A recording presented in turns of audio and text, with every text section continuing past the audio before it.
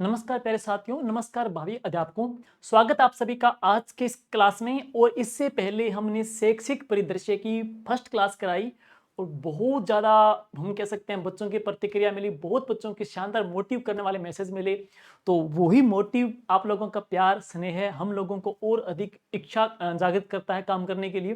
तो उसी की कड़ी के अंदर आज अपना जो पार्ट 2 लेकर के आए हैं वो है शिक्षण अधिगम के नवाचार पार्ट 2। इसके अंदर ये तो हमने टॉपिक पे से पढ़ लिया था, ये नहीं पढ़ेंगे। इसके अंदर हम पढ़ेंगे शिक्षण अधिगम के नवाचार पार्ट 2।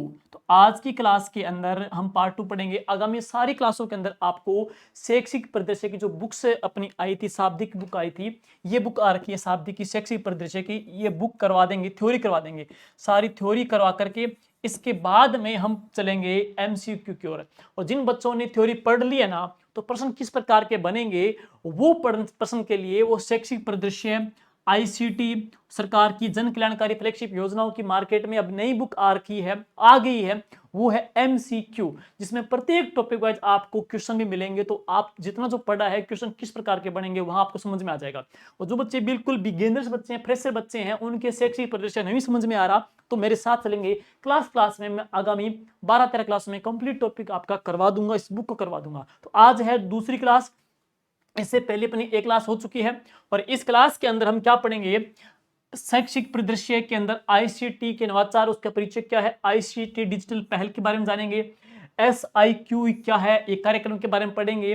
कोविड काल में कौन कौन से ऑनलाइन कार्यक्रम चलाए गए थे, स्माइल 1.0, स्माइल 2.0, स्माइल 3.0, उनके बारे में पढ़ेंगे। और इसके अलावा निष्ठा, दीक्षा राइज, ये है। तो आज की क्लास में अपने कोविड काल तक चलाए जो कार्यक्रम है वो पढ़ लेंगे, और जो थर्ड क्लास आएगी उसमें सारा टॉपिक मैं कंप्लीट करवा दूंगा। तो चलिए अब बात करेंगे अपने सबसे पहले यहाँ के कार्यक्रम के अंदर। और सबसे पहला जो प्रोजेक्ट हम पढ़ेंगे तो वह कौन सा आ जाएगा, कल्प कार्यक्रम। तो सबसे पहला जो पढ़ेंगे तो वह कौन सा है, कल्प कार्यक्रम। सबसे पहले पूछ सकते हैं कल्प कार्यक्रम की या कल्प की फुल फॉर्म क्या है, जरा सुन लीजिएगा। कल्प कार्यक्रम कब है, कब चलाया गया, फुल फॉर्म क्या और कितने स्कूलों में चलाया जा रहा है। सबसे पहले कल्प, CALP, कल्प यानी कि कंप्यूटर एडेड लर्निंग प्रोग्राम। कल्प की फुल फॉर्म क्या है, computer aided learning program. Computer aided learning program इसकी फुल फॉर्म है। और किसके द्वारा चलाया जा रहा है, तो यह है समग्र शिक्षा अभियान, SSA, समग्र शिक्षा अभियान के द्वारा ये संचालित किया जा रहा है। और बात करेंगे इसकी शुरुआत कब हुई थी, एक प्रश्न और बनेगा, कल्प कार्यक्रम की शुरुआत कब हुई। तो यह कार्यक्रम वर्ष 2004 और 5, 2004-5 से राजस्थान में 187 उच्च प्राथमिक मिडिल स्कूलों में शुरू किया गया। कब शुरू किया गया, 2004-5 में शुरू किया गया, 187 मिडिल स्कूलों में शुरू किया गया। और इसकी शुरुआत किसके माध्यम से हो रही है, सर्व शिक्षा अभियान के तहत यह कल्प योजना है। और इसके माध्यम से क्या उद्देश्य है कि प्राथमिक कक्षाओं के स्टूडेंट्स को कंप्यूटर के माध्यम से उनको परिचय करवाना और कंप्यूटर के प्रति उनमें समझ विकसित करना है। और कितने स्कूलों में, 187 2004-5 के अंदर है। और फुल फॉर्म आपको बता दी गई है, कंप्यूटर एडेड लर्निंग प्रोग्राम। ये इंपॉर्टेंट है, 2004-5 सर्व शिक्षा अभियान से किया जा रहा है और इसकी फुल फॉर्म है। नेक्स्ट पढ़ेंगे, अगला जो कार्यक्रम है नंबर 2, वह कौन सा है, क्लिक योजना। तो नंबर 2 पढ़ेंगे तो वह कौन सी आ जाएगी, क्लिक योजना। तो क्लिक की फुल फॉर्म पूछी जाएगी, क्या आ जाएगा, सी बोले तो कंप्यूटर, सी बोले तो कंप्यूटर, एल बोले तो लिटरेसी, आई बोले तो इनिशिएटिव, और four comprehension and knowledge, comprehension और नॉलेज। वापिस सुनिएगा, computer literacy initiative for comprehension knowledge, full form इसकी है। इसको शॉर्ट में क्लिक योजना नाम दिया गया है। और ये माध्यमिक शिक्षा विभाग के तहत आने वाले राजकीय माध्यमिक और उच्च माध्यमिक विद्यालय व स्वामी विवेकानंद राजकीय मॉडल स्कूलों में अध्ययनरत 6 से लेकर के 10 तक के विद्यार्थियों को कंप्यूटर प्रशिक्षण प्रदान करके उसमें तकनीकी कौशल विकसित करना। इससे पहले आपने क्लब कार्यक्रम पढ़ा, तो क्लब कार्यक्रम क्या था, मिडिल स्कूलों तक के यानी कि प्राइमरी के जो बच्चे हैं उनको क्या, कंप्यूटर का परिचय देना, कंप्यूटर की तकनीक जो कौशल है उसको प्रोवाइड करवाना। लेकिन जो क्लिक कार्यक्रम पढ़ेंगे ये सेकेंडरी और सीनियर सेकेंडरी जो स्कूल के स्टूडेंट हैं, क्लास 6 से लेकर के क्लास 10 तक के स्टूडेंट, 6 से लेकर 10 तक के स्टूडेंट है, उनको क्या है, कंप्यूटर का प्रशिक्षण प्रदान करके उनमें उन्नत कौशल विकसित करना है। और इसके माध्यम से हम बात करेंगे तो RKCL, Rajasthan knowledge corporation limited के माध्यम से सूचना प्रौद्योगिकी ज्ञान केंद्रों के सहयोग से उनको स्वैच्छिक और स्ववित्त पोषण आधारित कंप्यूटर कौशल प्रशिक्षण के लिए क्लिक योजना लागू की गई है। तो किसके माध्यम से, RKCL के माध्यम से कंप्यूटर प्रशिक्षण उनको प्रदान करना है। और क्लिक योजना की शुरुआत शुरुआत कब हुई? 2017-18 के अंदर। जबकि क्लब की शुरुआत कब हुई? 2004-5। क्लब 2004-5 के अंदर है, जबकि क्लिक 2017-18 के अंदर। Club computer aided learning program, click का मैंने बता दिया गया है, वो प्राइमरी सेक्शन के बच्चों के लिए, और ये 6 से लेकर 10 तक के बच्चों के लिए। प्राइमरी सेक्शन के बच्चों को आईसीटी कंप्यूटर के बारे में बेसिक इंफ्रास्ट्रक्चर, बेसिक जानकारी देना। इसमें क्या है, आरकेसीएल के माध्यम से उनको अधिकृत करके कंप्यूटर की ट्रेनिंग प्रदान करना। और यह शुरू कब किया गया? यह 2017-18 में इसकी शुरुआत की गई है। तो देखो, है बड़ा बड़ा पेरा, लेकिन मेन क्या है, आप समरी नोट्स बना लो। अब लास्ट के, अब देखो दिन पड़े हैं आपके, 107 दिन बाकी हैं, 107 दिन बाकी हैं। और अब जो मेहनत की जाएगी, अब आप 10 लाइन पढ़ रहे हो, 10 लाइनों में से आप 3 लाइन मेन क्रीम निकाल रहे हो। क्रीम कौन कौन सी? फुल फॉर्म शुरू कब की गई, कौन सी क्लास के लिए, ये 3 छोटी छोटी बातें निकालोगे ना, यही तो स्मार्ट स्टडी होती है, यही शॉर्ट स्टडी होती है, यही फैक्ट होते हैं। और ये फैक्ट आप खुद बनाओगे तो देखना लास्ट टाइम ही सिलेक्शन आपका ही होगा। अब मैं खुद तैयार करके आपको दूंगा, एक खुद आप पढ़ोगे, खुद तैयार करोगे, तो उसकी बात ही अलग है, वो बात ही निराली है। थोड़ी मेहनत करो और देखना अगला जो सेशन होगा राजकीय विद्यालयों के अंदर, आप शिक्षक बन करके वहां पे बच्चों को पढ़ा रहे होंगे। तो मेहनत करनी है भैया, अच्छी मेहनत करोगे, सिलेक्शन ले लोगे। इससे पहले भी आपके भाई बंधु जो आए थे, उन्होंने मेहनत की थी। जो बंदा मेहनत करेगा, जो तपेगा ना, सिलेक्शन वो लेगा भाई, बिल्कुल सिलेक्शन लेगा। तो चलते हैं आगे, नेक्स्ट इसके बाद में अगला पढ़ेंगे नंबर 3, वो है रोबोटिक लैब। रोबोटिक लैब्स, ये क्या है? इसमें क्या है, इलेक्ट्रॉनिक घटकों के साथ रोबोटिक्स लैब्स बुनियादी घटकों, सेंसर, इनपुट आउटपुट, तार कनेक्टर, यांत्रिक सामान सहित इलेक्ट्रॉनिक सामग्री और कोडिंग के साथ बुनियादी प्रोजेक्ट बनाने के लिए यह कार्यक्रम वर्तमान के कितने स्कूलों में चल रहा है? 501 विद्यालयों में चल रहा है। कई बच्चों का डाउट भी है, तो ऑथेंटिक सोर्स के माध्यम से हम उनको प्रोवाइड भी मैंने करवाए हैं। कई बच्चे मैसेज भी करते हैं कि उनके नहीं समझ में आता। कई बार बच्चे क्या कहते हैं, और भी कोई गाइड होती है, उसमें ये दे रखा है, इसमें ये दे रखा है। तो आप जो ऑफिशियली साइट है शिक्षा विभाग की, वहां से भी आप देखा करो उसमें क्या दे रखा है। सीविरा के माध्यम से, सरकार के ऑफिशियली साइट के माध्यम से, नए की गाइडों के माध्यम से, एक गाइड दूसरी गाइड के साथ कंपेयर मत किया करो। ऑफिशियली साइट से देखोगे, फिर आप वहां पे थोड़ा देखा करो। कई बार बच्चे मैसेज भी आते हैं कि इतने स्कूलों में चल रही है, इतने स्कूलों में चल रही है। तो यह कार्यक्रम वर्तमान के 501 स्कूलों में चल रहा है। इस परियोजना में electronic, electrical, mechanical, artificial intelligence, AI intelligence के माध्यम से विभिन्न उपकरणों, सेंसर के उपयोग का सामान्य ज्ञान विद्यार्थियों को देने की योजना है। बच्चे को इलेक्ट्रिकल, इलेक्ट्रॉनिक्स, सेंसर, एआई जो टूल है उसके बारे में बच्चे को सामान्य जानकारी देनी है। वो है रोबोटिक लैब्स, वर्तमान के कितने स्कूल में चल रही है? 501 विद्यालयों में यह संचालित है।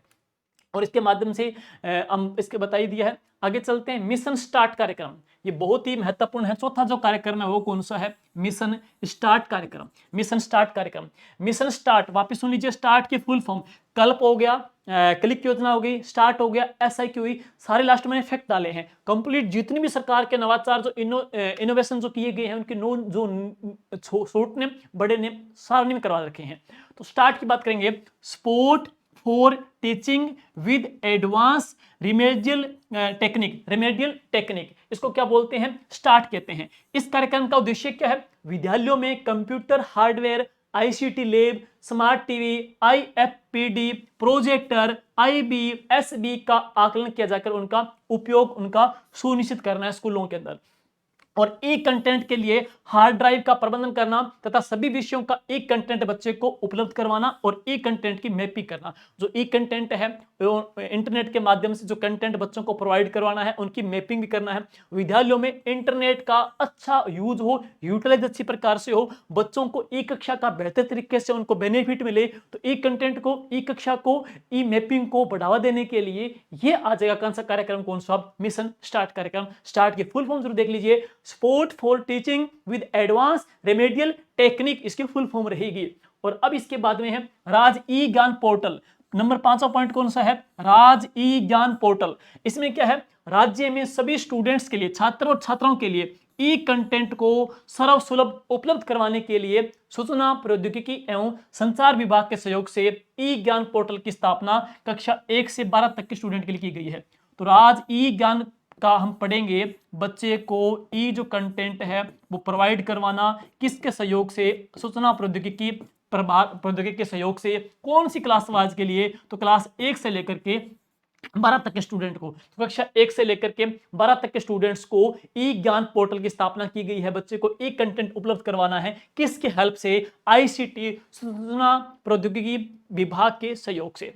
नेक्स्ट है अपार, ये बहुत ही महत्वपूर्ण है, काफी चर्चा में है और लगभग हम कह सकते हैं इसके प्रश्न आने लायक हैं। तो अपार के मेन फैक्ट कौन कौन से हैं जो आपको तैयार करके जाने हैं। सबसे पहले अपार पूछेगा, अपार की फुल फॉर्म क्या है।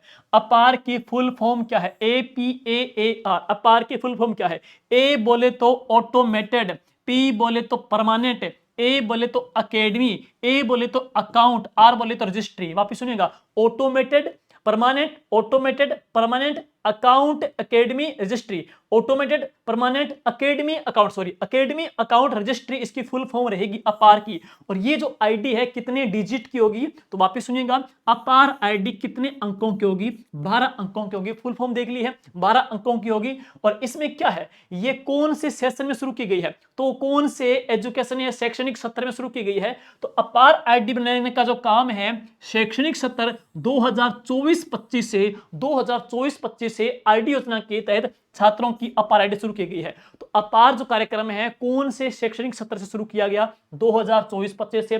फुल फॉर्म मैंने बता दी है, कितने अंकों की होगी, 12 अंकों की होगी। और इसके माध्यम से प्रत्येक स्टूडेंट का एक परमानेंट एजुकेशन नंबर, एक पेन या एक परमानेंट एजुकेशन नंबर जारी किया जाएगा, जिसको आधार कार्ड से जोड़ा जाएगा। और इसकी सहायता से छात्रों की एजुकेशन जो प्रोसेस है, बच्चे की एजुकेशन, बच्चे का लेवल कौन सा है, उसको ट्रेस किया जाएगा, उसको ट्रैक किया जाएगा। तो ये रहेगा अपार आईडी, 12 डिजिट की है, 2024-25 शुरू की गई थी। और ये वेरी वेरी इंपॉर्टेंट है। और ये परमानेंट एजुकेशन नंबर को क्या बोलते हैं, अपार कहते हैं।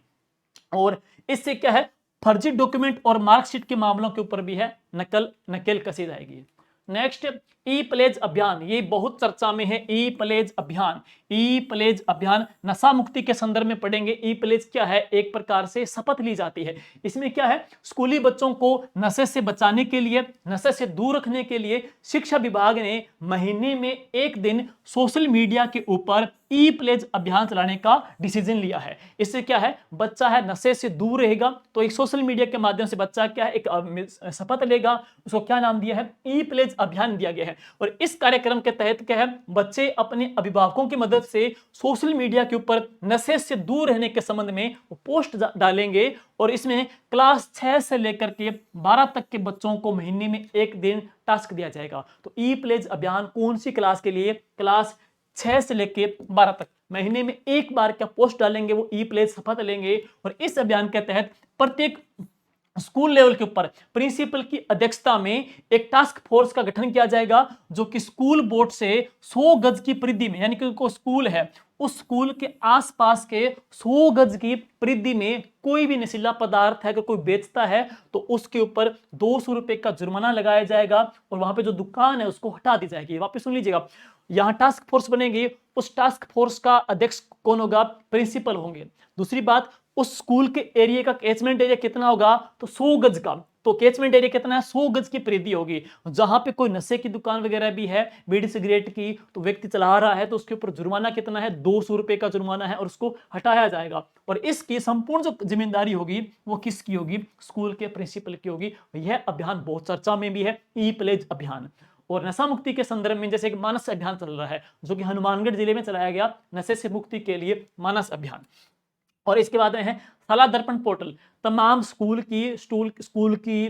का इंफ्रास्ट्रक्चर है, बच्चे, टीचर्स, सभी की जो जानकारी है वो किस के पोर्टल पे उपलब्ध है, तो वह पोर्टल कौन सा, शाला दर्पण पोर्टल है। ये एक महत्वपूर्ण पहल है, और जो कि राजस्थान में एजुकेशन सिस्टम को आधुनिक बनाने का काम कर रहा है। और इससे न केवल छात्रों, बल्कि उनके माता पिताओं के लिए, बल्कि शिक्षकों के लिए, बल्कि ऑफिसर्स के लिए, सभी के लिए एक बहुत ही मूल्यवान संसाधन है। इसके माध्यम से संबंधित पक्षों को बेहतर सहयोग और संवाद का अवसर मिलता है। स्कूल के बच्चों के अटेंडेंस, टीचर्स के अटेंडेंस, स्कूल की जो रिपोर्ट, जितने भी जो इंफ्रास्ट्रक्चर चलाए जा रहे हैं विद्यालय में, बच्चों को लेकर के, बच्चों की प्रगति को लेकर के, बच्चों के जो अभियान है, टीचर मैपिंग है, स्टूडेंट मैपिंग है, जो भी जानकारी पढ़ेंगे सारी किसके ऊपर उपलब्ध है, शाला दर्पण पोर्टल के ऊपर उपलब्ध है। तो ये बहुत ही महत्वपूर्ण पोर्टल है। और आगे इसके बाद पढ़ेंगे SIQE, एक समन्वित कार्यक्रम, ये चर्चा में रहा। SIQE क्या है, SIQE एक समन्वित कार्यक्रम है क्या, इसके बारे में हम पढ़ेंगे। SIQE की फुल फॉर्म क्या है, state initiative for quality education. State initiative for quality education इसकी फुल फॉर्म रहेगी। और इसका ध्येय वाक्य क्या है? इसका SIQ का ध्येय वाक्य क्या है? वो क्या है? सब बच्चे सीख सकते हैं और सब शिक्षक पढ़ा सकते हैं। तो SIQE का ध्येय वाक्य सब बच्चे सीख सकते हैं और सब शिक्षक पढ़ा सकते हैं। राजस्थान सरकार के द्वारा राज्य के प्राथमिक विद्यालयों में मूल्यांकन की सतत एवं व्यापक प्रणाली CCE चाइल्ड सेंटर एजुकेशन को पायलट प्रोजेक्ट के रूप में वर्ष 2010-11 में आप सुन सकते हो कि CCE को पायलट प्रोजेक्ट के तौर पे राजस्थान के किन किन जिलों में शुरू किया गया। तो राजस्थान के जयपुर जिले में और कहां पे? अलवर में। तो इस CCE को सबसे पहले जयपुर और अलवर में पायलट प्रोजेक्ट के तौर पे शुरू कब किया गया? 2010-11। वापिस सुनिएगा, CCE SIQE के तहत CCE को शुरू कब किया गया? 2010-11, 2010-11, 2010-11। Very very important. और पायलट प्रोजेक्ट के तौर पे जिले कौन से? जयपुर और अलवर में शुरू किया गया। इसके बाद में क्रमिक रूप से राज्य के प्राथमिक विद्यालयों में लागू किया गया। राज्य में CCE के प्रभावी क्रियान्वयन के लिए साथ ही कुछ गुणवत्तापूर्ण शिक्षण सामग्री के लिए 2015-16 में एक सघन कार्यक्रम चलाया गया। और इसके लिए अप्रैल 2015 में राजस्थान माध्यमिक शिक्षा परिषद, यूनिसेफ, बौद्ध शिक्षा समिति जयपुर और RSCERT SIRT उदयपुर के निदेशालय माध्यमिक शिक्षा बीकानेर के बीच में state initiative for quality education के नाम से एक MOU हुआ। तो पूछ सकते हैं कि इसके लिए जो MOU हुआ है वो किस किस के बिटवीन हुआ, देख लेना। तो इसके लिए SIQE का जो MOU हुआ है वो इनके बिटवीन एक MOU किया गया। प्रारंभ में SIQE के समन्वित विद्यालयों में कक्षा 1 से लेकर के 12 तक तथा आदर्श विद्यालयों में प्राथमिक स्तर कक्षा 1 से 5 तक लागू किया गया था। तो पहले स्तर पे कहां लागू किया गया? तो पहले सुन लीजिएगा, समन्वित जो विद्यालय हैं वहां पे कक्षा 1 से लेकर 12 तक, जो आदर्श विद्यालय हैं वहां पे प्राथमिक स्तर पे कक्षा 1 से लेकर 5 तक इसको शुरू किया गया। SIQE है क्या? SIQE 2015-16 में चलाया गया एक समन्वित कार्यक्रम है जिसमें activity based learning ABL, child centre pedagogy और चाइल्ड सेंटर एजुकेशन को समन्वित रूप से क्रियान्वित किया गया। इसमें ABL, CCP, CCE को इकट्ठा है क्रियान्वित किया गया है। सुनिएगा, SIQE के जो घटक है यहां देखेंगे ABL एक्टिविटी बेस्ड लर्निंग यानी कि गतिविधि के ऊपर आधारित शिक्षण इसमें शामिल है। साथ ही साथ में CCP चाइल्ड सेंटर्ड पेडागोजी यानी कि बाल केंद्रित शिक्षण बच्चे को उपलब्ध करवाना। और दूसरा पढ़ेंगे घटक कौन सा पहलू है? CCE यानी कि कंटिन्यूज एंड कॉम्प्रिहेंशन एवल्यूशन, यानी कि वापस सुनिएगा, यानी कि पीछे हमने थोड़ा गलत बोला इसके बारे में। CCE पढ़ेंगे तो सतत एवं व्यापक मूल्यांकन, कंटिन्यूज एंड कॉम्प्रिहेंशन एवल्यूशन है। कंटिन्यूज एंड कॉम्प्रिहेंशन एवल्यूशन है, इसकी फुल फॉर्म रहेगी। तो SIQE के जो घटक हैं ABL, CCP और कौन सा? CCE। ध्यान सुन लीजिए, आप फुल फॉर्म पूछेगा। CCE का फुल फॉर्म क्या है? तो कंटिन्यूज एंड कॉम्प्रिहेंसिव एवल्यूशन, जबकि CCP का चाइल्ड सेंटर पेडागोजी और ABL का एक्टिविटी बेस्ड लर्निंग, ये इसके घटक रहेंगे SIQE के। और प्रारंभिक तौर पे पायलट प्रोजेक्ट के तौर पे राजस्थान में जयपुर और अलवर में इसकी शुरुआत की गई थी। और बाल केंद्रित गतिविधि यानी कि चाइल्ड सेंटर पेडागोजी और हम पढ़ेंगे इसके तहत क्या है? शिक्षण पद्धति तथा सतत एवं व्यापक मूल्यांकन SIQE कार्यक्रम के मूल आधार हैं और ये दोनों एक दूसरे से जुड़े हुए हैं। यानी कि बाल केंद्रित शिक्षण और सतत एवं व्यापक मूल्यांकन SIQE एक दूसरे घटक आपस में जुड़े हुए हैं। गतिविधि आधारित शिक्षण एक्टिविटी बेस्ड लर्निंग ABL जो किट है, एक पढ़ेंगे बाल केंद्रित शिक्षण चाइल्ड सेंटर्ड पेडागोजी। राष्ट्रीय पाठ्यक्रम NCEP 2005 ने बच्चों को सार्थक अनुभव प्रदान करने वाली शिक्षा के ऊपर बल दिया है। इसमें क्या? लर्निंग बाय डूइंग यानी करके सीखने के सिद्धांत के ऊपर आधारित है। NCEP 2005 में क्या है? बच्चे को सार्थक जो अनुभव प्रदान करने वाली शिक्षा के ऊपर बल दिया गया, लर्निंग बाय डूइंग पर बल दिया गया, करके सीखने के ऊपर आधारित है। और यह बाल केंद्रित शिक्षण विधियों का प्रयोग करना। और आगे चलेंगे, विद्यालय में गतिविधि आधारित शिक्षण की तकनीक क्या है? विद्यालय में जो ABL जो किट है उसके बारे में पढ़ेंगे, वो क्या टेक्निक है। इसमें क्या ABL जो कक्ष किट के बारे में क्या है? गतिविधि आधारित शिक्षण के लिए कक्षा 1 व 2 के लिए ABL कक्ष का विकास राजस्थान स्कूल शिक्षा परिषद के द्वारा प्राप्त वित्तीय प्रावधानों के अनुरूप किया गया है। और अनुरूप विद्यालय प्रबंधन समिति एसएमसी के द्वारा स्थानीय जन सहयोग की सहायता से निम्नानुसार किया जाएगा। इसमें क्या है, जो पहली क्लास है, दूसरी क्लास है, उनके लिए जो एबिल जो रूम है, एबिल जो कक्ष है ना, उसको डेवलप किया जाएगा, उसको तैयार किया जाएगा, उसमें पोस्टर चार्ट इत्यादि लगाए जाएंगे, उसमें कलर किया जाएगा बच्चों के एक्टिविटी बेस्ड लर्निंग को बढ़ावा देने के लिए।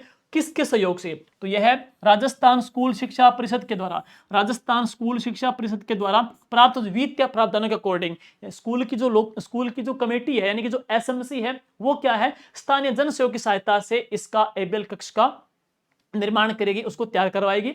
और उसके पश्चात हम बात करेंगे लहर। लहर पूछ सकते हैं, वेरी वेरी इंपॉर्टेंट है लहर, यानी कि learning enhancement activity in Rajasthan, जिसको शॉर्ट में क्या बोलते हैं, यह लहर कार्यक्रम बोलते हैं। और यह कार्यक्रम कौन सी क्लास के लिए? लहर कार्यक्रम, लहर जो कक्ष है ये SIQE के तहत, SIQE के तहत कक्षा 1 से लेकर 5 तक है। तो लहर कार्यक्रम पढ़ेंगे कौन सी क्लास के लिए? कक्षा 1 से लेकर 5 तक की सभी कक्षाओं के लिए लहर कक्ष की स्थापना की जानी है। तो SIQE के लिए 2 कक्ष पढ़ेंगे, एक तो कौन सा आ जाएगा, ABL कक्ष आ जाएगा, एक कौन सा आ जाएगा, लहर कक्ष आ जाएगा। लहर कक्ष पढ़ेंगे तो यह SIQE के तहत कक्षा 1 से लेकर 5 तक की सभी कक्षाओं के लिए लहर कक्ष की स्थापना की जानी है। जबकि ABL जो कक्ष है, जो रूम है, उसमें पढ़ेंगे कक्षा 1 और 2 के लिए एबिल कक्ष का निर्माण किया जाएगा। किसके सहयोग से? किसके वित्तीय सहयोग से? तो राजस्थान स्कूल शिक्षा परिषद के द्वारा, और एसएमसी है वो इसका निर्माण करवाएगी।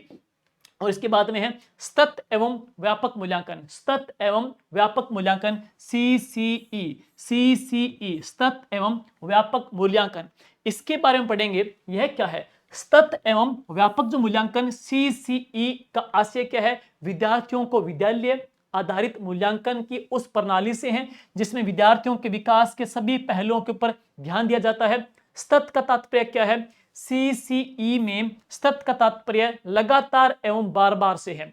CCE का मतलब नाम से दिख रहा है सतत, कंटिन्यूटी, बार बार एवं व्यापक मूल्यांकन CCE का फुल फॉर्म है। राजस्थान में SIQE के तहत, CCE के संचालन के तहत निम्न की प्रक्रियाएं और दस्तावेज है वो शामिल किए गए हैं। अब ये प्रोसेसिंग पढ़ेंगे क्या है। एक तो है आधार रेखा मूल्यांकन, CCE के तहत पढ़ेंगे।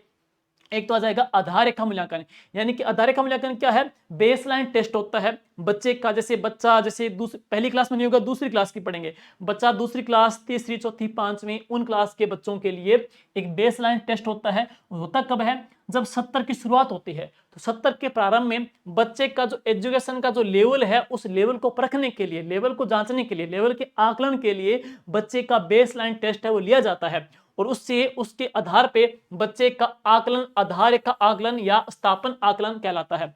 और यह आकलन कौन सी क्लास से शुरू करते हैं? पेपर में आ जाए बेसलाइन टेस्ट या आधार रेखा मूल्यांकन कौन सी क्लास से शुरू करते हैं? तो यह क्लास 2 से, कक्षा 2 से प्रारंभ करते हुए किसी भी कक्षा में अध्ययनरत बच्चों के वास्तविक शैक्षिक स्तर को जानने के लिए किया जाता है, ताकि बच्चे को उसके आधार पर उचित पाठ्य योजना बना करके बच्चे को शिक्षण करवाया जा सके। जैसे इसमें 2 समूह बनते हैं। एक तो समूह वो बनेगा वे बच्चे जो कक्षा स्तर के अनुकूल दक्षता रखते हैं, यानी कि जैसे कि बात करेंगे, जैसे मान लो 3rd क्लास का अपने ले रहे हैं, 3rd क्लास का अपने बेसलाइन टेस्ट ले रहे हैं, तो वो बच्चे जो 3rd क्लास का ले रहे हैं, 3rd क्लास के अनुरूप तीसरी क्लास का ले रहे हैं, तीसरी क्लास के अनुरूप ही उनको एजुकेशन है, उनके समझ विकसित है, तो वो बच्चे समूह फर्स्ट में आ जाएंगे। वे बच्चे आ जाएंगे जो कक्षा का जो लेवल है उसके अनुरूप उसमें स्किल है, समझ विकसित रखते हैं। लेकिन 3rd क्लास का ले रहे हैं और वो बच्चे कक्षा स्तर से न्यून दक्षता वाले हैं, यानी कि 3rd क्लास का उनको वो समझ विकसित नहीं है, 3rd क्लास की उनमें दक्षता विकसित नहीं है, यानी कि वो 2nd क्लास के लेवल के हैं या 1st क्लास के लेवल के हैं, तो वो क्या है, अपनी क्लास है उसे लो लेवल के आ रहे हैं, उस क्लास से निम्न लेवल के आ रहे हैं, तो वो बच्चे समूह 2nd में आएंगे। और वे बच्चे जो कक्षा स्तर से न्यून दक्षता वाले हैं वो उन बच्चों को पढ़ेंगे बाल केंद्रित गतिविधि आधारित शिक्षण के द्वारा अतिरिक्त काम करते हुए उन बच्चों को ट्रेन किया जाएगा, पढ़ाया जाएगा, क्योंकि उन बच्चों के लिए अलग से योजना बनाई जाएगी, अलग से उनके लिए एक कार्य योजना बनाई जाएगी और उस कार्य योजना के अनुरूप बच्चे को उस क्लास के लेवल तक लाया जाता है। तो ये प्रकार 2 समूह बनेंगे। एक समूह वो बन जाएंगे जो बच्चा जिस क्लास का है उसके लेवल की दक्षता रखता है, एक बच्चा जो जिस क्लास का है उससे नीचे की लेवल की दक्षता रखता है, तो वह समूह 2 में आ जाएंगे। और यह कक्षा 2 से शुरू होता है, आधार रेखा मूल्यांकन कक्षा 2 से शुरू होता है। इससे उस बच्चे का जो वास्तविक जो शैक्षिक स्तर है उसका आकलन किया जाता है। और नेक्स्ट चलेंगे, किसी भी कक्षा के एक सत्र की योजना, एक आकलन की संरचना क्या है। देखो टर्म जो फर्स्ट है ये प्रथम योगात्मक मूल्यांकन, प्रथम योगात्मक आकलन है, SA फर्स्ट बोलते हैं इसको, ऐसे फर्स्ट, जो कि टर्म फर्स्ट में है। कक्षीय प्रक्रिया के दौरान रचनात्मक आकलन एवं शिक्षण की सतत प्रक्रिया। फिर इसके पश्चात कौन सा होगा, टर्म 2 होगा, जिसको बोलते हैं दूसरा योगात्मक आकलन SA2। और इसके बाद कौन सा टर्म थर्ड है, ये आ जाएगा तृतीय योगात्मक आकलन SA3। तो इस प्रकार से किसी भी कक्षा के लिए एक सत्र की योजना एवं आकलन की संरचना है वो इस प्रकार से रहती है। टर्म फर्स्ट, टर्म 2 और टर्म थर्ड है। प्रथम योगात्मक आकलन SA1, SA2 और कौन सा जाएगा, SA3 आ जाएगा। और अब चलते हैं नेक्स्ट, पोर्टफोलियो। पोर्टफोलियो क्या है, एक फाइल है। जैसे बच्चे का अपने ऐसे आधार का बेसलाइन टेस्ट लेते हैं, बीच बीच बच्चे का कोई भी प्रैक्टिस टेस्ट लेते हैं, बच्चे का SA1 लेते हैं, SA2 लेते हैं, SA3 लेते हैं, बच्चे कोई भी बच्चे को एक्टिविटी करवाते हैं, तो बच्चे की जो एक्टिविटी करवाते हैं उसमें एक ऐसी फाइल रखते हैं जिसमें क्या है, विद्यार्थी के द्वारा जो भी प्रैक्टिस किया जाता है, जो भी अभ्यास किया जाता है, जो भी लेखन काम किया जाता है, उन सभी नमूनों को, उन सभी कार्ड्स को, उन सभी चीजों को एक सेट बना करके उसमें फाइल में लगा देते हैं। जिससे क्या है, प्रत्येक विद्यार्थी की अलग अलग फाइल है। जैसे कोई रामचंद्र है, कोई मोहन है, कोई दिनेश है, अलग अलग फाइल बनेंगी, अलग अलग उनके नंबर आ जाएंगे, उनका पूरा एड्रेस आ जाएगा, अलग अलग फाइल बना करके उनका रिकॉर्ड है वो संधारित किया जाता है। और उसके माध्यम से बच्चों के सीखने, बच्चों की दक्षता में क्या कुछ चेंजेस आता है वो भी क्या उसमें संधारित रहता है रिकॉर्ड में। और अब पढ़ेंगे नोट, कक्षा 5 के लिए, कक्षा पांच के लिए प्राथमिक शिक्षा अधिगम स्तर मूल्यांकन एवं कक्षा 8 के लिए प्रारंभिक शिक्षा पूर्णता प्रमाण पत्र की परीक्षा का RSCERT उद्ययपूर्व पंजीक शिक्षा विभागीय परीक्षा के निर्देशों की पालना में सुनिश्चित करते हुए टर्म विभाजन के अनुरूप शिक्षण कार्य सुनिश्चित करना है। बोर्ड जो एग्जाम है, 5वीं क्लास का बोर्ड एग्जाम है, तो उसमें तो कौन सा आ जाएगा, प्राथमिक शिक्षा अधिगम स्तर मूल्यांकन। कक्षा 8 के लिए पढ़ेंगे कौन सी है, प्रारंभिक शिक्षा पूर्णता प्रमाण पत्र की परीक्षा का RSCERT उद्ययपूर्व पंजीक शिक्षा विभागीय परीक्षा के निर्देशों की पालना सुनिश्चित करते हुए टर्म विभाजन के अनुरूप शिक्षण कार्य सुनिश्चित किया जाएगा। और अब इसके बाद में है SIQE के तहत CCE में बच्चों की शैक्षिक उपलब्धि को 3 ग्रेड देते हैं। तो SIQE के माध्यम से बच्चे की जो उपलब्धि है उसको 3 ग्रेड दी जाती है। ग्रेड का मतलब पूछ सकते हैं, एक ग्रेड कौन सी है, A, एक B ग्रेड, एक कौन सी C ग्रेड। तो A ग्रेड में क्या दक्षता है, क्या इसका पैमाना है, यानी कि A ग्रेड में अपेक्षित स्तर की जो समझ रखते हैं उनको मिलती है A ग्रेड, यानी कि वो बच्चे जो स्वतंत्र रूप से काम करने की दक्षता रखते हैं। जैसे बच्चे को फ्री हैंड छोड़ दिया, बच्चा अपने विवेक से कोई काम करता है और उस लेवल का करता है, उस दक्षता उस क्लास के बच्चों की अच्छी है, तो उस बच्चे को A ग्रेड मिलती है। एक आता है B ग्रेड, यानी कि जो बच्चे मध्यम स्तर की समझ रखते हैं उन बच्चों को B ग्रेड दी जाती है, यानी कि वो बच्चे स्वयं स्वतंत्र रूप से काम करने में थोड़े से सक्षम नहीं होते, वो शिक्षक की सहायता से काम करने की उसमें स्किल होती है, किसी टीचर की सहायता से बच्चा कर सकता है। जैसे मान लो कोई नाम उसको लिखना है, नाम लिखने में दिक्कत आ रही है, मात्रा में प्रॉब्लम आ रही है, शिक्षक थोड़ा हिंट दे देता है। जैसे कोई लिंग बदलना है या कोई बहुवचन है तो खुद नहीं कर पा रहा, किसी टीचर के सहयोग से, टीचर के मार्गदर्शन में उसको थोड़ा सा गाइड करने से बच्चा खुद कर लेता है, तो वो शिक्षक की सहायता से करता है, उन बच्चों को B ग्रेड मिलती है, वो यानी कि मध्यम स्तर की उनमें समझ होती है। थर्ड पढ़ेंगे ग्रेड C कौन सी है, ये आरंभिक स्तर की समझ होती है। इसमें क्या है, शिक्षक की विशेष सहायता से, जो बच्चा काम नहीं कर पा रहा, लिख नहीं पा रहा, तो शिक्षक के द्वारा उसको विशेष प्रकार से सहायता दी जाती है, तो उनको बोल देते हैं आरंभिक स्तर की समझ होती है उस बच्चे को, उसको ग्रेड C दी जाती है। मध्यम वाले को ग्रेड B और A वाला आ जाएगा जो बच्चा अपेक्षित स्तर रखता है, अपेक्षित स्तर की दक्षता रखता है, स्वतंत्र रूप से काम कर सकता है, उस बच्चे को ग्रेड A दी जाती है। और SIQE परियोजना का जो क्रियान्वयन है वो किन किन के द्वारा किया जाता है। सबसे पहले पढ़ेंगे निदेशालय माध्यमिक शिक्षा बीकानेर और परियोजना का संचालन करेगा। RSCERT उदयपुर यह माध्यमिक के रूप में काम करेगा। राजस्थान स्कूल शिक्षा परिषद जयपुर यह शैक्षिक एवं समर्थन प्रशिक्षण एवं कार्यक्रम की रूपरेखा को निर्माण करता है। जबकि बौद्ध शिक्षा समिति व यूनिसेफ ये इसमें तकनीकी इसमें समर्थन प्रदान करते हैं। तो यह SIQE परियोजना का क्रियान्वयन करने में इनका योगदान है। और नेक्स्ट SIQE का संचालन देखो राज्य स्तर के ऊपर कौन करेंगे, जिला स्तर पे कौन, राज्य स्तर के ऊपर परियोजना परिचालन समिति, राज्य कार्यकारी समूह है, और राज्य शैक्षिक समूह करते हैं, जबकि SIQ का संचालन जिला स्तर के ऊपर जिला कोर ग्रुप और कौन करेंगे, जिला अकादमिक समूह करते हैं, जिला स्तर के ऊपर, और यहां पढ़ेंगे स्टेट लेवल के ऊपर। और अब है परियोजना का परिचालन समिति, वर्तमान राजस्थान स्कूल शिक्षा परिषद की अध्यक्षता में गठित की गई है। राज्य कार्यकारी समूह है, और एक पढ़ेंगे राज्य शैक्षिक समूह है, निदेशक RSCRT की अध्यक्षता में गठित यह समूह है समस्त शैक्षणिक व तकनीकी इसमें काम करते हैं। और अब है जिला कोर ग्रुप, जिला स्तर के ऊपर SIQA कार्यक्रम का नोडल प्रभारी कौन होते हैं, अतिरिक्त जिला परियोजना समन्वयक ADPC होता है। वापिस सुनिएगा, जिला के कोर ग्रुप में कौन होते हैं, ADPC होते हैं, जिला शिक्षा अधिकारी को ही ADPC नियुक्त किया जाता है।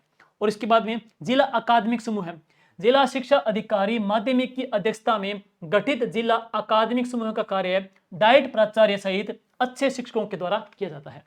और अब है SIQ टीचिंग लर्निंग के जो प्रोसेस है वो कौन कौन से हैं, जैसे मैंने आपको बताया चाइल्ड सेंट्रल पेडागोजी बताया, SIQ के तहत आपको CCE बता दिया गया, TLM टीचिंग लर्निंग मटेरियल करवाया गया है, लाइब्रेरी आ जाएगी, बच्चे को ब्रिज कोर्स बच्चे के लिए आ जाएगा, यहाँ बच्चे की टेक्स्ट बुक आ जाएगी, फंडामेंटल लिटरेसी एंड न्यूमेरेसी आ जाएगी जो बच्चे को दक्षता हासिल करनी है, AVL kit activity based learning kit इसके अंदर आ जाएगी, चाइल्ड सेंटर पेडागोजी इसके अंदर आ जाएगी। ये सारे क्या है, SIQ टीचिंग जो लर्निंग जो प्रक्रिया है उसके ये घटक आ जाते हैं। कल को पेपर में आ भी सकता है इसके घटक कौन से है या नहीं है, तो टेक्स्ट बुक भी है, लाइब्रेरी भी है, CCP भी है, और CCE भी है, एबिल भी है, FLM भी है, और TLM भी है, फंड और ब्रिज कोर्स भी है। ये सारे क्या है, SIQ के लर्निंग प्रोसेस के महत्वपूर्ण घटक के तौर पे आ जाते हैं।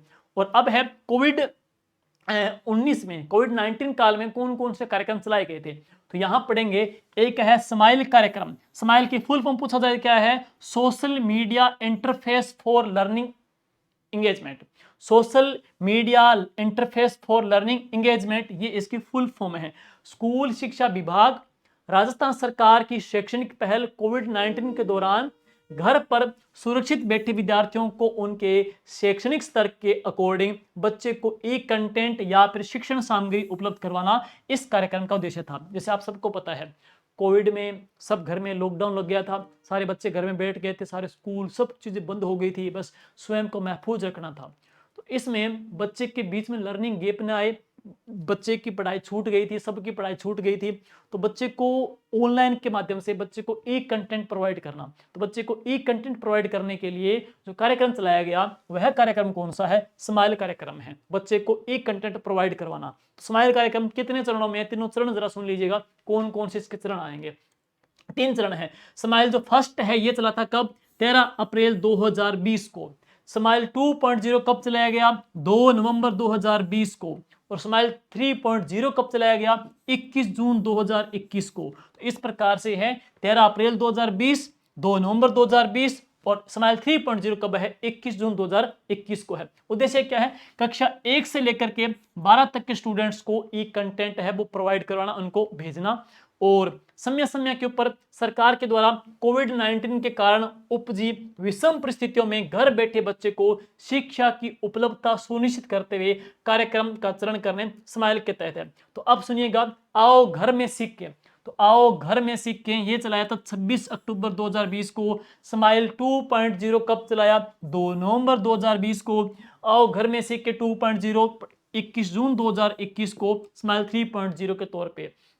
और अब इसके बाद अगली जो नवाचारी पहल पढ़ेंगे वह कौन सी है, शिक्षा वाणी। शिक्षा वाणी क्या है दोस्तों, 11 मई 2020 से शुरू की गई है। शिक्षा वाणी शुरू कब हुई है, 11 मई 2020 से। इसकी आदर्श वाक्य कह सकते हैं, थीम क्या है, प्यारे बच्चों कान लगाओ पढ़ते जाओ बढ़ते जाओ। वापिस सुनिएगा, प्यारे बच्चों कान लगाओ पढ़ते जाओ बढ़ते जाओ, प्यारे बच्चों कान लगाओ पढ़ते जाओ बढ़ते जाओ। और इसका प्रसारण का टाइमिंग क्या थी, प्रातः 11 बजे से लेकर के 11:55 तक ये सोमवार शनिवार तक का कार्यक्रम था। और आकाशवाणी ऑल इंडिया रेडियो के ऊपर ये शुरू हुआ था, कौन सा, शिक्षावाणी कार्यक्रम। और इसके बाद में पढ़ेंगे, अगला है एक कक्षा। नेक्स्ट कौन सा है, एक कक्षा शिक्षा दर्शन।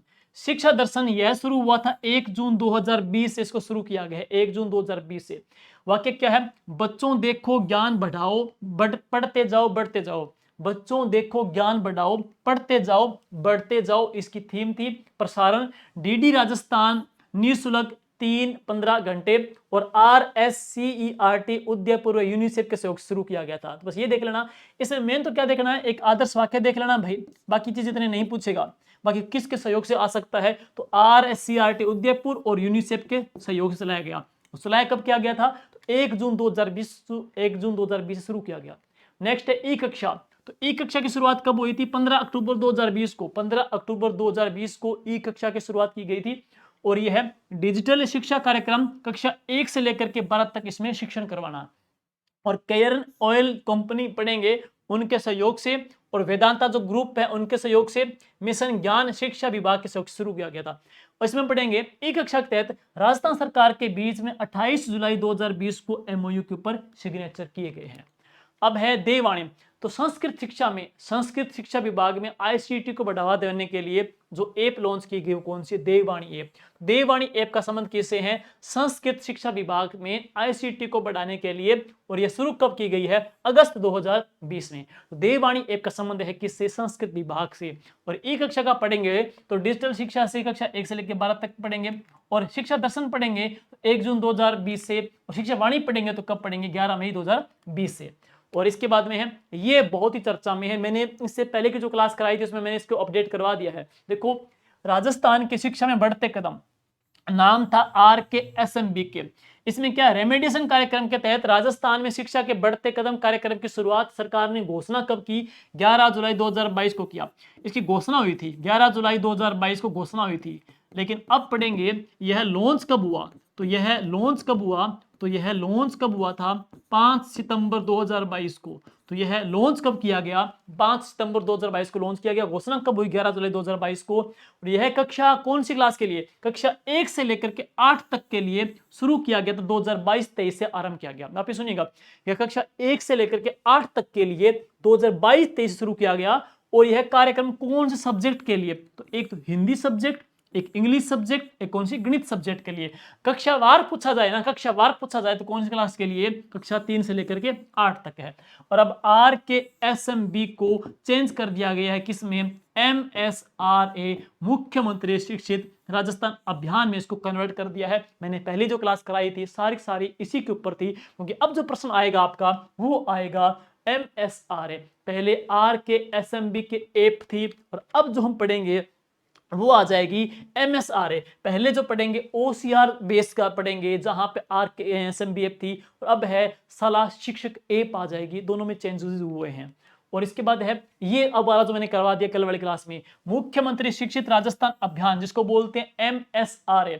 राज्य के सरकारी स्कूलों में पढ़ने वाले स्टूडेंट की योग्यता को जांचने के लिए होने वाली परीक्षा का नाम सरकार ने बदल के क्या कर दिया है, MSRA, मुख्यमंत्री शिक्षित राजस्थान अभियान कर दिया है। और अब इसके साथ हम पढ़ेंगे, मैंने करवाई थी वर्क बुक। तो पहली क्लास के वर्क बुक का नाम प्रथम है, दूसरी क्लास का पल्लव है, क्लास 3 के वर्क बुक का नाम पहल है, चौथी 5वीं का प्रयास है, छठी 7वीं का प्रवाह है, कक्षा 8 के वर्क बुक का नाम क्या, प्रखर है। ये मैंने कल की क्लास में करवा रखा है। और उसके बाद पढ़ेंगे MSRA। तो कल वाली क्लास में कई बच्चों के डाउट थे, हाँ सही बात है, उसमें 2024 वो बाई मिस्टेक लिखा गया था। MSRA का दक्षता आधारित जो आकलन है, कल वाली क्लास में 2024 वो टाइपिंग मिस्टेक हुई थी। MSRA का दक्षता आधारित जो आकलन फर्स्ट है ना, ये 21 से लेकर के 22 जनवरी 2025 को हुआ था। 21 से लेकर के 22 जनवरी 2025 को हुआ। और इसके बाद में MSRA दक्षता आधारित जो आकलन पढ़ेंगे, नेक्स्ट पढ़ेंगे, तो यह कब हुई, 24 से लेकर के 26 अप्रैल 2025 को। ये दोनों है। तो कल वाली क्लास में 2024 था, इसको 25 कर लेना भाई 2025 में। और सेकंड जो पढ़ेंगे ये 24 से लेकर के 26 अप्रैल 2025 को ये दक्षता आधारित आकलन किया गया था। ठीक है। और इसके बाद में अगला जो कार्यक्रम पढ़ेंगे वह कौन सा है, हवा महल कार्यक्रम। दोस्तों यह कार्यक्रम शुरू कब किया गया था, 2 मई 2020 को शुरू हुआ था। ध्येय वाक्य क्या था, कोरोना समय में बच्चों का झरोका, इसका ध्येय वाक्य था। उद्देश्य क्या है, कहानी व अलग अलग रोचक गतिविधियों के द्वारा बच्चे के लर्निंग जो गैप है उसको दूर करना कहानियों के माध्यम से। कोई एक्टिविटी बेस्ड लर्निंग है, कोई पहेली होगी, एजुकेशनल बातें होगी, उसके माध्यम से बच्चे का जो लर्निंग गैप आ गया था उसको दूर करना है। और इसका सहयोगी संस्था कौन सी है, पार्टनर संस्था कौन सी है, एक तो RSCERT उदयपुर, एक पीरामेल फाउंडेशन और प्रथम एजुकेशन फाउंडेशन, यूनिसेफ, अजीज प्रेमजीत फाउंडेशन, ये सारी इसकी पार्टनर संस्थाएं आ जाएगी। वर्तमान में हवा महल कार्यक्रम में 6 क्रियाकलाप चल रहे हैं। तो एक तो आज की कविता, एक आज की कहानी, एक आज की गतिविधि और एक आज की किताब, एक टीचर्स कॉर्नर, एक कौन सा हमारा पुस्तकालय। और अब है मिशन बुनियाद। ये बहुत ही चर्चा में है, प्रश्न एक बार एग्जाम में आ चुका है कि पायलट प्रोजेक्ट के तौर पे कहां शुरू किया गया। मिशन बुनियाद पायलट प्रोजेक्ट के तौर पे राजस्थान में दिसंबर 2024 से राजस्थान के 6 जिलों में शुरू किया गया। मिशन बुनियाद पायलट प्रोजेक्ट के तौर पे दिसंबर 2020 में 6 जिलों में शुरू किया गया। जिले कौन कौन से? उदयपुर, सिरोही, भीलवाड़ा, करौली, सीकर। उदयपुर, सिरोही, भीलवाड़ा, करौली, सीकर 6 जिलों में शुरू किया गया। और यह है 5 सितंबर 2022 से 5 सितंबर 2022 से समूचे राजस्थान में इसको लागू कर दिया गया। संपूर्ण राजस्थान में लागू कब किया गया? 5 सितंबर 2022 में। मिशन बुनियाद एक डिजिटल लर्निंग कार्यक्रम है जिसमें क्या है, जेंडर के जो गैप है उसको कम करना है और विद्यार्थियों में सीखने की क्षमता को बढ़ाना है। जो बच्चे पढ़ाई बीच में छोड़ गए उन ड्रॉप आउट बच्चों को भी क्या पढ़ाई से जोड़ना है, उनके ड्रॉप आउट को कम करना है। तो ये इसका मुख्य उद्देश्य था। और अब है यह कार्यक्रम CIFFC यानी कि children investment fund foundation, Kewalia education foundation, Piramal foundation, GDI partners तथा कॉन्वेलिजेंस के सहयोग से शुरू किया गया।